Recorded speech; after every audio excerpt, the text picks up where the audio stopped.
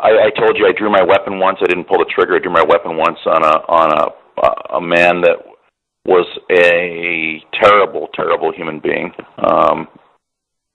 who had done some really heinous things in Iraq, and that we had confirming intelligence, over some of the things that he had done, and he was a belligerent, and deciding not to listen, and it was really came to that moment of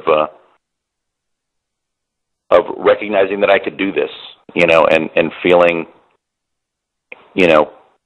unafraid, and then afterward giving myself a hard time for being in that situation and escalating the situation by pointing a weapon at a man from 6 feet away. And, representing several general officers and ensuring that their guidance and intent is articulated in a public way. I mean, I've spoken to every major news outlet I can think of in the context of this war, and being very mindful of the words that I use has been a very major professional development. But really, I guess the most important parts are realizing sacrifice and how much human cost there is to war, and never taking that for granted.